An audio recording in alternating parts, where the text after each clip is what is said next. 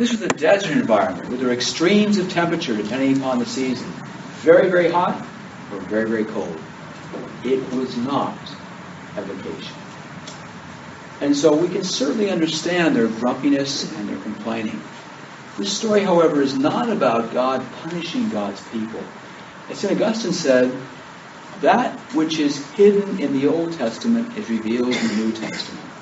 This is a very, very powerful symbolic story. And it goes like this. The very thing that has harmed you is the thing that will heal you. The very thing that hurt you is what will set you free. And so here we have these serpents, snakes, that are biting the people, making them sick. Many of them are dying. And so God says, build a staff that looks like a serpent and have the people look at it, and they will be healed. So I guess today, in our understanding of science, we would say that God is giving them a religious vaccination. Religious vaccination. But that which appears to destroy, to harm, to hurt, is the very thing that can bring us new life. That can help us see and experience our life differently. And this is why Augustine, I think in his wisdom, was right, is that it is the sign, the precursor of the sign of the cross. That those who look upon the cross of transformation and get it, become healed, become whole, become new, experience new life. So let me share with you a story about a man that I know of who was struggling with tremendous addiction to pornography. This was years ago before online pornography, but nevertheless the story applies. He fell into this addiction early in his teens, and a very secretive, dark type of addiction. He got to the point where he was despairing, and so he made a deal with God, which many of us do. He says, I'll become a priest of all things. I'll go to the seminary if you take this away. So he goes to the seminary, and lo and behold, while he's there, he discovers he does have a vocation. So just before ordination, he says, God, you haven't taken it away yet.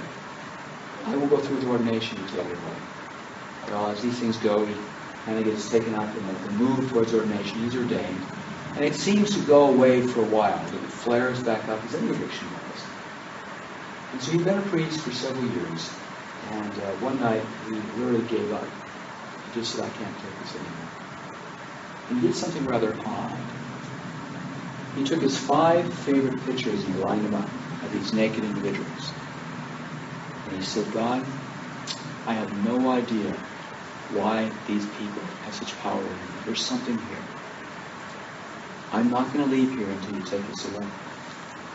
And so over an hour, he just stared at these 5, can I use the word, icons of human beings. And after an hour, he took 2 away. I mean it, Lord, I'm not leaving. Yet for 45 minutes, he stared at the 3. Took 2 more away. The last one he kept since he was 19. There must be some truth here because I am so imprisoned by this image. Please, Lord, I pray for release. And after about an hour and 15 minutes, something became very clear to him. And the addiction broke. And he never again went back to it. For whatever reason, he didn't want to share with us what it was. That's exactly what happened to the Israelites. When we become bit by something that can harm us, destroy us, kill us, it's the very thing that God often uses to bring us healing. But if we're not courageous enough, humble enough, whatever word might fit you, to stay with it. What is it about this that has me so ashamed, or guilty, or torn, or imprisoned, or inauthentic? But to sit with it in humble prayer, in the presence of God's love. Until then, this becomes a sign. But if you stay with it long enough, it becomes a symbol that sets you free. In the same way that God used that symbol to set all people free. Yes, we are saved by the sign of the cross. But it's your personal application in your own life in your own addiction, compulsion, and struggles. To sit with it, with what is, so that you might become what God knows you are, God's beloved.